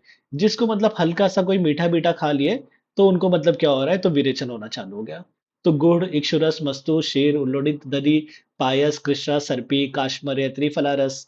त्रिफला इस मृदु विरेचन करवाने वाला। तो त्रिफला रस पीने से अगर किसी को विरेचन चालू हो गया, तो डैट मीन्स मृदु कोष्ठी है। अगर कोई क्रूर कोष्ठी होगा, है ना, तो वहां पर त्रिफला से विरेचन नहीं हो रहा है, मृदु कोष्ठी में त्रिफला से विरेचन हो रहा है। कोई कोई ऐसे भी होता है ना, कि ज्यादा अंगूर खा लिया, उनको भी विरेचन हो गया, दे आर मृदु कोष्ठी। वैसे पीलू रस का सेवन, उष्ण जल का सेवन, तरुण मध्य का सेवन, इनका सेवन करने से भी अगर किसी को विरेचन हो रहा है, तो दे आर मृदु कोष्ठी। ओके, सुन लो, कोई खास नहीं। पीलू के बारे में हैंड रेस करके आंसर दो, कौन से 2 महाकषाय में हमने देखा था पीलू को? कमान, पीलू 2 महाकषाय में था। पीलू विरेचन कर रहा है, बोलो अभी। तो एक तो सीधा सीधा हो गया, एक ज्वरहर और एक विरेचनोपक, है ना। विरेचनोपक और ज्वरहर में 6 द्रव्य हमने कॉमन देखे थे। ओके, तो पीलू ज्वरहर में भी था और पीलू विरेचनोपक में भी था। पीलू का लैटिन नेम बोलो कोई तो, चलो। सैल्वोडोना पॉस। सैल्वाडोरा पर्सिका, लिख के रखो नए बच्चे, सैल्वाडोरसी। पीलू का इंग्लिश नेम क्या है? Toothbrush tree. Tooth brush tree, है ना, देख चुके हम, इस बार भी देख चुके हम। पीलू का दंत धावन के लिए बोलते प्रयोग करते हैं, इसके लिए टूथ ब्रश ट्री, है ना। हिंदी में हम इसको मेस्वाक बोलते हैं, सब लोगों ने सुना होगा। ओके, तो पीलू इस अपना सैल्वाडोरा पर्सी का, सैल्वाडोरेसी फैमिली का टूथ ब्रश ट्री है। मेस्वाक हिंदी में बोल रहे हैं, ठीक है, मेस्वाक विस्वाक छोड़ दो। बट अष्टांग संग्रह क्या बोलते हैं? दंत धावन में प्रयोग करवाएंगे नहीं करवाएंगे? नहीं करवाएंगे। नहीं करवाएंगे, नहीं करवाएंगे, है ना? पूरी दुनिया जानती है इसको टूथब्रश ट्री से, बट अष्टांग संग्रह बोलते हैं दंत धावन में पीलू का प्रयोग मत करो करके। ठीक है, टूथ एक ट्री कौन सा अपना? एनीवन? तेजोवती। तेजोवती। तेजोवती, है ना? तेजोवती का जो फल है उसको हम तुम्बुरु बोल रहे हैं, तेजोवती। ओके, कुस्तुम्बुरु किसको बोलेंगे? किसका पर्याय कुस्तुम्बुरु? धान्य। धान्य, धान्यक। ओके, चलो मृदु कोष्ठ का लक्षण देख लिए। तो क्रूर कोष्ठ किसको बोलेंगे? बोले जो जो चीजें ऊपर बताई थी ना, त्रिफला रस, द्राक्ष रस, पीलू रस एंड ऑल दैट, उनसे जिसको विरेचन नहीं होगा वो क्रूर कोष्ठ है। ओके, कि द्राक्ष रस, दूध, दधी वगैरह से अगर किसी को विरेचन हो गया तो मृदु कोष्ठ, और अगर किसी को विरेचन नहीं हुआ तो वो कौन से? तो वो क्रूर कोष्ठ है। ओके, फिर क्या बता रहे? क्रूर कोष्ठ में किसकी अधिकता होगी? तो बोले क्रूर कोष्ठ के ग्रहणी में उल्बन अनिलाहा, कि उनका जो ग्रहणी का स्थान है तो वहां पर क्या होगा? वात की अधिकता होगी। वात की अधिकता है तभी तो क्रूर कोष्ठ है ना। ये तो हम बाद में बचपन में हम वाग्भट में ही पढ़ लेते हैं कि क्रूर कोष्ठ मतलब वात की अधिकता, मृदु कोष्ठ मतलब पित्त की अधिकता, मध्य कोष्ठ मतलब कफ की अधिकता, और मध्य कोष्ठ मतलब जहाँ पर सम दोष होगा उनका भी मध्य कोष्ठ होता है। ऐसे हम देखते हैं, है ना? सिंपल सी बात है। तो बोले जिनसे विरेचन नहीं हो रहा है, जिनको विरेचन नहीं हो रहा है द्राक्षरस एंड ऑल दैट से, वो क्रूर कोष्ठ है। ये तो चलो छोड़ दो। ओके, इंपॉर्टेंट क्या कि क्रूर कोष्ठ वाले जो व्यक्ति है उनमें उनके ग्रहणी में किसकी अधिकता होगी? तो वात की अधिकता होगी। ओके, उसके बाद देख रहे हैं मृदु कोष्ठ, उदीर्ण पित्ता, अल्प कफा, ग्रहणी मंद मारुता। वेरी इंपॉर्टेंट, है ना? मृदु कोष्ठी जो व्यक्ति है उनके ग्रहणी में दोषों की स्थिति क्या है? पित्त बढ़ा हुआ है, उदीर्ण है, श्लोक का वर्ड याद रखोगे। वायु कैसा है? मंद मारुता, है ना? और पित्त कैसा है, सॉरी कफ कैसा है? तो अल्प कफा। ओके, यहाँ पर श्लोक का वर्ड याद रखोगे कि मृदु कोष्ठी व्यक्ति, जैसे हमने देखा क्रूर कोष्ठी व्यक्ति में खाली बता दिया है कि वात की दिखता है, उल्बन अनिला, उल्बन मतलब बढ़ा हुआ है, वात बढ़ा हुआ है ना? मृदु कोष्ठ में क्या बता रहे? पित्त उदीर्ण है, कफ अल्प है, और वायु कैसा है? मंद है ना? तो उसको हम क्या बोलेंगे? मृदु कोष्ठी बोलेंगे। और डेफिनेटली इनका सुविरेच्य, इनको इजीली विरेचन हो जाता है। ये तो हमने पहले देख लिया कि मतलब पायस, कृष्णा, उल्लोटित, दधी, शीर, दधी, मस्तु वगैरह से इनको विरेचन हो रहा था। तो सुविरेच्य, इजीली विरेचन, सुखपूर्वक विरेचन जिसको हो जाए। तो यहाँ पर दो बातें याद रखोगे, एक क्रूर कोष्ठी व्यक्ति के ग्रहणी में वात की दिक्कत होगी, दूसरा कि मृदु कोष्ठी व्यक्ति के ग्रहणी में पित्त उदीन होगा, अल्प कफ होगा, और वात कैसे होगा? मंद होगा। आ जाएगा, अलग अलग परमिटेशन कॉम्बिनेशन दे देंगे, उदीन कफा, मंद मारुता, अल्प पित्ता, ऐसा एक दे देंगे ऑप्शन, और तीन ऐसे अलग अलग ऑप्शन बना कर दे देंगे। तो वी शुड नो उदीन पित्त, अल्प कफ, मंद मारुत मृदु गोष्ठी व्यक्ति के ग्रहणी का ये स्थिति होगा, एंड दिस इज इंपॉर्टेंट, यहाँ पर क्वेश्चन बन सकता है। ओके, उसके बाद यहाँ पर बता रहे कि जहां पर जिसके ग्रहणी में पित्त बढ़ा हुआ है तो उसको आप स्नेहन करवाओगे नहीं करवाओगे? एनीवन बोलो, करवाओगे नहीं करवाओगे? नहीं करवाएंगे। नहीं करवाएंगे। क्यों? जब हमने देखा था कि जहां पर तृष्णा और मूर्छा से पेशेंट पीड़ित है तो वो स्नेहन के अयोग्य थे। अब तृष्णा और मूर्छा से पेशेंट पीड़ित है तो मतलब कौन से दोष की अधिकता है यहाँ पर? पित्त दोष। पित्त दोष की अधिकता है। तभी तो मैंने बोला था ना कि अगर पित्त दोष की ज्यादा ही बढ़ा हुआ है, अग्नि ज्यादा ही बढ़ा हुआ है, तो वहां पर आप क्या करोगे? तो वहां पर आप स्नेहन नहीं करवाओगे। अगर ऐसे कंडीशन में अगर आपने स्नेहन कर दिया तो कॉम्प्लिकेशन होगा। वही बात हम देख रहे हैं, उदीर्ण पित्ता ग्रहणी यस्य च अग्निबलम महत। बोले जहां पर जिसकी ग्रहणी में पित्त बढ़ा हुआ है तो उसकी अग्नि भी कैसी है? महत है। अग्नि भी कैसी है? तो बढ़ी हुई है। अब भस्मी भवती तस्य आशु स्नेह पीतो अग्नि तेजसः। तो अगर ऐसे पेशेंट को अगर हमने स्नेह पान करवा दिया तो ये अग्नि क्या करेगी? जो स्नेह का शीघ्र ही भस्मी भवती, शीघ्र ही उसको पचा देगी, भस्मित कर देगी। ओके, अब इसकी वजह से क्या होगा? ओज का नाश होगा। क्यों? क्योंकि स्नेह से क्या हो रहा था? स्नेह से ओज वगैरह की वृद्धि हो रही थी, कफ की वृद्धि हो रही थी। अब आपने स्नेह का शीघ्र ही भस्मीभवन कर दिया, अग्नि बढ़ गई है, तो ये अग्नि क्या करेगी? धातु का नाश करेगी। अग्नि तो बढ़ गई है ना, धातु का नाश करेगी, और धातु का नाश करेगी तो ओज का भी नाश करेगी। तो ये क्या कर रहा है? ओजः प्रसार्यन बलि, जो बलवान अग्नि है ये ओज का नाश कर रही है। ओके, फिर क्या बता रहे हैं? स्नेह अग्नि उत्तमा तृष्णा स्व उपसर्गात उदीर्यत, और इसको कॉम्प्लिकेशन के स्वरूप में क्या होगा? तो तृष्णा होगा। ओके, सुनते जाओ, क्या क्या स्टोरी सुन लो। जस्ट ऐसे सोच लो, एक उद्दीर्ण पित्त वाला पेशेंट आया अपने पास। उद्दीर्ण पित्त जहां पर पित्त बढ़ा हुआ है तो उसकी अग्नि बल कैसे होगी, महत होगी। आपने उसको स्नेहपान करवा दिया। अब स्नेहपान करने से उसकी अग्नि क्या हो गई, और भड़क गई, उसको जल्दी से पचा दिया। अब अग्नि भड़क गई है, ज्यादा बढ़ गई है, तो धातु वगैरह का नाश करेगी, तो ओज का भी यहाँ पर क्या होगा, तो नाश होगा। अब इसके वजह से क्या हो गया, पेशेंट को उपसर्ग स्वरूपी एज अ कॉम्प्लिकेशन तृष्णा रोग हो गया। आचार्य चरक तृष्णा रोग के कितने प्रकार बताते हैं, 5। 5, है ना। और 5 प्रकार में से एक उपसर्गज तृष्णा करके भी बताते हैं, है ना। औपसर्गिक तृष्णा भी बताते हैं, जो कॉम्प्लिकेशन स्वरूपी होता है। तो यहां पर हम देख रहे हैं कि जहां पर पित्त बढ़ा हुआ था उसको अगर आपने स्नेहपान करवा दिया तो कॉम्प्लिकेशन के स्वरूप में क्या होगा, तृष्णा होगा। अब ये तृष्णा ऐसा है कि जो गुरु अन्न से भी शांत नहीं हो रहा है। ना अलम स्नेह समुद्रस्य क्षमाय अन्नम सुगुरव अपि, है ना, कि गुरु अन्न देने पर भी ये तृष्णा शांत नहीं हो रही है, अग्नि शांत नहीं हो रही है ना। किससे शांत होगी, केवल शीत जल से शांत होगी। स चेत सुशीतम सलिलम ना आसादयति दयते।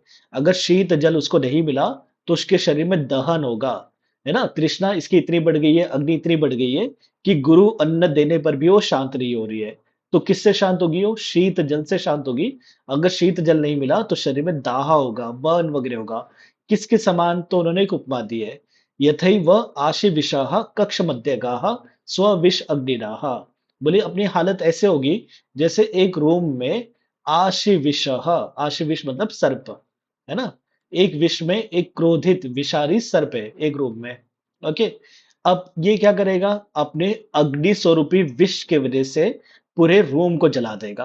क्रोधित सर्प है, तो जब वो क्रोधित सर्प अपने विष को बाहर फेंक रहा है तो उसका विष कैसा है, अग्नि स्वरूपी है, क्योंकि विष उष्ण होता है। तो रूम में जो भी मतलब घास के तिनके बिनके थे वो जल जाएगा, और वो जलने से रूम जल जाएगा और सांप भी मर जाएगा, है ना। तो वही बात बता रहे कि अगर अपने शरीर में पित्त बढ़ा हुआ है, अगर हमने स्नेह का प्रयोग करवा दिया, अग्नि और बढ़ गई। अब ये अग्नि इतनी बढ़ गई है, सभी चीजों को जल्दी से भस्मीभवती कर रही है, सभी चीजों को जल्दी से पचा रही है। तो उसके औपसर्गिक स्वरूप में क्या हो रहा है, तो तृष्णा हो रहा है। ये तृष्णा जो है गुरु अन्न से भी शांत नहीं हो रहा है। ना अलम स्नेह समृद्धस्य क्षमाय अन्नम सुगुरुव अपि, कि गुरु अन्न से भी शांत नहीं हो रहा है। तो किससे शांत होगा ये, बोलो किससे शांत होगा, शीतल जल से। शीत जल शीतल से, जल। है ना। शीत जल से शांत होगा। अगर शीत जल नहीं मिला तो शरीर में दाह होगा।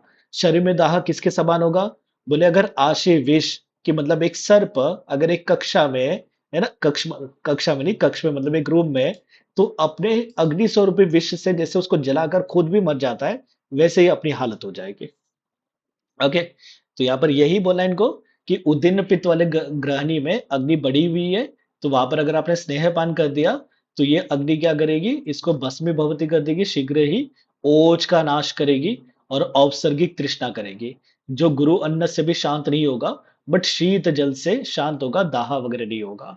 अगर शीत जल भी नहीं मिला तो अपनी हालत कैसी है, तो बोले एक सर्प जैसे अपने अग्नि स्वरूपी विष से रूम को जलाकर खुद भी मर जाता है, तो बोले वैसे ही अपनी भी हालत हो जाएगी। ठीक है। उसके बाद तो यहाँ पर इंपॉर्टेंट है, याद रखोगे, है ना।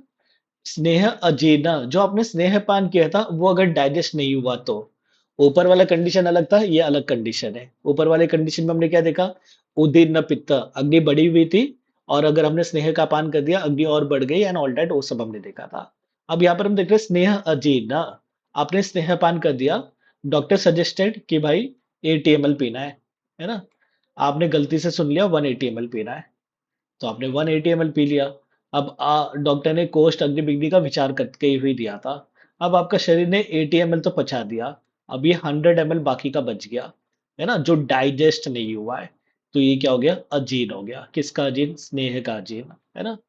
तो अब ये स्नेह अजीर्ण की वजह से क्या होगा, तो आप उसमें मतलब बाद में देखेंगे हम 19 व्यापद वगैरह, तो उसकी आप चिकित्सा क्या कर रहे हो, स्नेह अजीर्ण हो गया तो, है ना, कि स्नेह अगर डाइजेस्ट नहीं हुआ तो आप क्या करोगे, छर्देत भीषक, कि वमन करके बाहर निकालोगे, है ना। सिंपल सी बात है कि जब भी कुछ चीजें डाइजेस्ट नहीं होती है तो आप उसको वमन करके बाहर निकालते हो।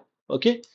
आम वाली अवस्था में अगर कोई भी अगर एक पंचकर्म दे रहा है, तो वो अजीर्ण वाली अवस्था में कोई भी पंचकर्म दे रहा है, तो वहां पर केवल आप वमन दे सकते हो। याद रखना ये बात, है ना।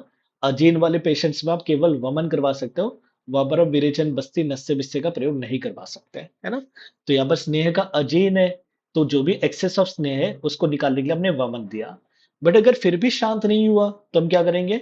पेशेंट को शीत जल का पान करवाएंगे, रुक्ष अन्न का सेवन करवाएंगे और फिर वमन करवाएंगे। उल्लेखन मतलब वमन करवाना, है ना? तो स्नेह का अजीर्ण होने पर जो अनडाइजेस्टेड जो स्नेह है उसको बाहर निकालने के लिए आपके पास एक ही तरीका है, क्या? वमन करवाना, है ना? तो स्नेह का अजीर्ण होने पर आप एक तो वमन करवा रहे हो, वमन से शांत नहीं हो रहा है तो शीत जल पिलाकर, रुक्ष अन्न का सेवन करवाकर फिर से आप वमन करवा रहे हो। वाई रुक्ष अन्न? ताकि रुक्ष अन्न जो भी अनडाइजेस्टेड जो स्नेह है उसको एब्जॉर्ब करेगा, इसके लिए। ठीक है? तो स्नेह अजीर्ण होने पर वमन करवाया हमने, उससे भी शांत नहीं हुआ तो that is important, more important, कि शीत जल और रुक्ष अन्न देकर वमन करवाओगे। तो एग्जाम में क्वेश्चन विल बी लाइक, स्नेह अजीर्ण होने पर वमन के पूर्व किसका प्रयोग करवाना चाहिए? ऑप्शन विल बी शीत जल रुक्ष अन्न, उष्ण जल रुक्ष अन्न, उष्ण जल स्निग्ध अन्न, उष्ण जल रुक्ष, ऐसा कुछ भी ऑप्शन वगैरह दे देंगे, है ना? तो वी शुड नो शीत जल और रुक्ष अन्न प्रयोग करवाकर हम वमन करवाएंगे, है ना? इंपॉर्टेंट यहाँ पर याद रखोगे। ठीक है? उसके बाद हम देख रहे हैं श्लोक नंबर 74 में, न सर्पी ही केवलम पित्त पेयम साम विशेषतः। अगर साम पित्त है तो वहां पर आप केवल घृत का प्रयोग नहीं कर पाओगे, है ना? साम पित्त है, देखो दोष विल बी एक तो साम या निराम, है ना? तो अगर साम पित्त है, आम युक्त पित्त है, तो केवल घृत का प्रयोग मत करवाओ। यू विल बी लाइक घृत तो पित्त शमन में श्रेष्ठ है, घृत पित्त शमन में श्रेष्ठ है, नो डाउट। जहां पर मतलब निराम पित्त होगा तब। अगर साम पित्त है तो वहां पर पहले आपको आम का पाचन करना पड़ेगा, वहां पर आपको तिक्त रसात्मक द्रव्य वगैरह देने पड़ेंगे, है ना? सिंपल सी बात है। तो बोले अगर साम पित्त है तो केवल घृत का प्रयोग मत करवाओ। केवल घृत का प्रयोग मत करवाओ मतलब केवल घृत नहीं प्रयोग मत करवाओ, वहां पर आप कोई द्रव्य से सिद्ध करके दे सकते हो, इनका बोलने का मतलब ये है। तो केवल घृत मत दो, घृत को सिद्ध करके दो। अगर आपने केवल घृत का प्रयोग करवा दिया साम पित्त में तो क्या होगा? तो बोले ही अनुरज्जेत देहम, शरीर का रंजन करेगा। वाय रंजन करेगा? क्योंकि यहाँ पर अपना जो बिलिरुबिन का लेवल है वो बढ़ गया, है ना? आगे क्या बोले? हत्वा संयम च मारियत, संज्ञा का नाश करेगा और मतलब मृत्यु लेके आएगा। अनकॉन्शियसनेस वगैरह कर रहा है, कोमा में लेके जा रहा है और मतलब डेथ कर रहा है। तो ये सब कहां पर बात जा रही है? कैर्निक टेरेस पे बात जा रही है। Okay, kernicterus. What is icterus? Icterus मतलब जहां पर येलोइशनेस दिखने लगे, नेल बेड है ना, बिलो दी टंग, या फिर अपनी मतलब जो स्क्लेरा वगैरह है, ये सब कैसे दिखने लगी? तो मतलब येलो वगैरह दिखने लगे। ओके, बट कैर्निक टेरेस कब बोलेंगे? जब अपना अनकॉन्जुगेटेड बिलिरुबिन मोर देन 25 mg पर डीएल हो जाए तो उसको हम कैर्निक टेरेस बोलेंगे। याद रखो, है ना? कैर्निक टेरेस कब बोल रहे हैं? येलोइशनेस वगैरह तो आ रहा है, जॉन्डिस वगैरह तो हो रहा है, बट जब मोर देन 25 mg पर डीएल अगर अपना अनकॉन्जुगेटेड बिलिरुबिन हो गया तो that will be termed as kernicterus. यहां पर क्या होगा? जो अपने बिलिरुबिन बाइल पिगमेंट से ये ब्लड ब्रेन बैरियर को भी क्रॉस करेंगे, ब्लड ब्रेन बैरियर को क्रॉस करके ब्रेन में जाके डिपॉजिट होंगे। जब ब्रेन में जाके डिपॉजिट होंगे तब पेशेंट कोमा में जाएगा, तब पेशेंट की मृत्यु होगी, है ना? शरीर का रंजन तो हो ही रहा है क्योंकि बिलिरुबिन का लेवल बढ़ गया। वही बात यहाँ पर कैर्निक टेरेस की बात बताइए यहाँ पर आचार्य चरक ने। ठीक है? तो यहाँ पर हम देख रहे हैं साम पित्त वाले कंडीशन में आप केवल सर्पी का प्रयोग नहीं करवाओगे। अगर आपने केवल सर्पी का प्रयोग करवा दिया तो शरीर का रंजन हो रहा है, दैट सिंपली मीन्स कि बिलिरुबिन लेवल ज्यादा ही बढ़ गया, अनकॉन्शियसनेस वगैरह हो रहा है, दैट इज संज्ञा का नाश हो रहा है और उसके बाद में मृत्यु हो रही है ना? तो यहाँ पर जो मेरा लॉजिक है कैर्निक टेरेस के बारे में यहाँ पर आचार्य चरक बता रहे करके। होप से क्लियर है? Question will be like assertion reason का क्वेश्चन यहाँ पर आ सकता है। पहले स्टेटमेंट में दे देंगे साम पित्त में केवल सर्पी का प्रयोग नहीं करना चाहिए, है ना? दूसरा स्टेटमेंट दे देंगे साम पित्त में सर्पी का प्रयोग करने से संज्ञा का नाश होता है, मृत्यु होती है। तो will say both the option सा करेक्ट करके वहां पर, है ना? और करेक्ट एक्सप्लेनेशन है यहाँ पर। ठीक है? उसके बाद हम देख रहे हैं स्नेह व्यापक कॉम्प्लिकेशंस, कि स्नेह का अगर आपने ठीक तरह से प्रयोग नहीं किया तो क्या क्या हो सकता है। तो पहले तो याद रखना है यहाँ पर स्नेह के 19 व्यापक बताए रखते हैं, काउंट कहीं पर भी नहीं किया है बट टोटल काउंट करने पर 19 होता है। ओके, तंद्रा, उत्क्लेश, अनाह, ज्वर, स्तंभ, विसंज्ञता, है ना, संज्ञा का नाश होना, कुष्ठ, कंडु, पांडुत्वम, शोफ, अर्श, अर्शांशी, अरुचि, तृष्णा, जठरम ग्रहणी दोषः, स्थैमित्यम वाक्य निग्रह, शूलम आम प्रदोषाश्च जायन्ते स्नेह विभ्रमात्। बोले स्नेह का विभ्रम, कि स्नेह का अगर आपने ठीक तरह से प्रयोग नहीं किया तो क्या क्या व्यापद हो सकते हैं, क्या क्या कॉम्प्लिकेशन हो सकते हैं। तो यहाँ पर हम 19 कॉम्प्लिकेशन देख रहे हैं, है ना। अब 19 में से मैक्सिमम कैसे हम याद रख सकते हैं, चैप्टर के नंबर याद रख लो, सीक्वेंस से चलेंगे। यहाँ पर 3 है, 7 है, 12, 13, 14, 15, 16 सब है यहाँ पर। थर्ड इज अपना ज्वर, है ना। चरक चिकित्सा 3 ज्वर। चरक चिकित्सा 7 कौन सा अपना, कुछ कुष्ठ, है ना। चरक चिकित्सा 7 कौन सा, कुष्ठ। चरक चिकित्सा 12 बोलते जाओ,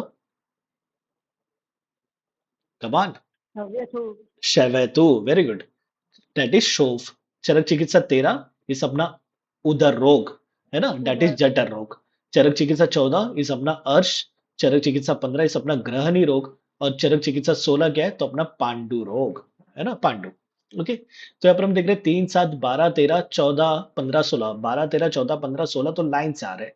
तो यहाँ पर हम देख रहे हैं स्नेह के विभ्रम से जो व्यापद हो रहे हैं, ज्वर हो रहा है, कुष्ठ हो रहा है ना। फिर बाद में हम देख रहे हैं शोथ, दैट इज शोफ हो रहा है, उदर रोग, जठर रोग हो रहा है ना, अर्श हो रहा है, ग्रहणी हो रहा है, और फिर मतलब पांडुता वगैरह भी आ रही है करके। बाकी और भी है, तंद्रा, उत्क्लेश, अनाह, स्तंभ, संज्ञता, कुष्ठ हो गया तो कंडू आ गया यहाँ पर। ओके, बाकी अरुचि, ये तो सब होना ही था। तृष्णा तो हमने देखा था, स्नेह का कॉम्प्लिकेशन में मेजर कॉम्प्लिकेशन था तृष्णा। अरुचि होगा कफ के बढ़ने की वजह से, आम दोष वगैरह हो गए, है ना, शूल एब्डोमिनल पेन वगैरह होगा, बाकी सब ठीक है।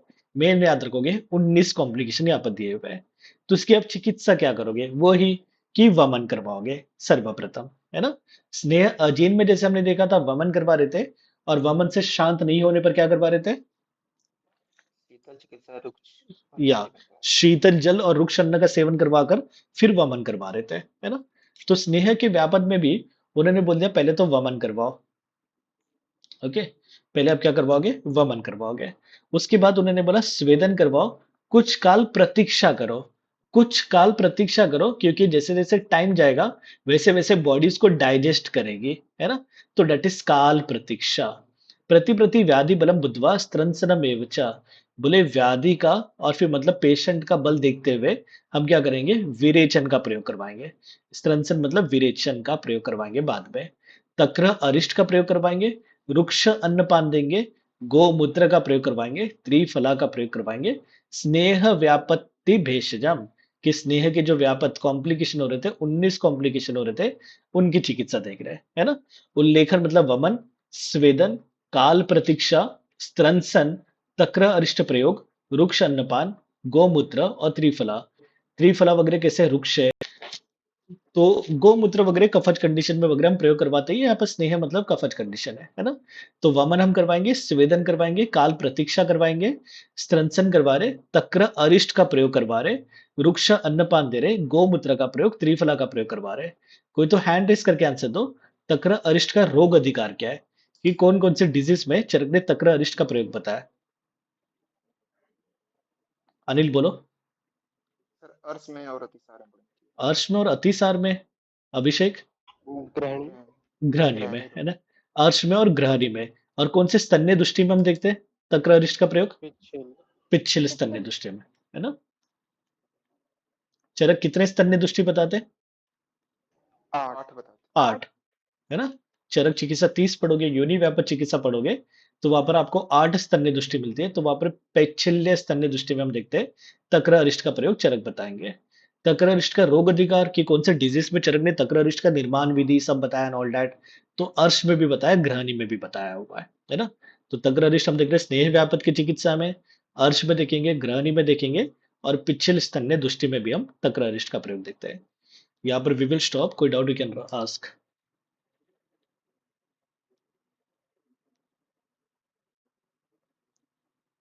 चलो बाय।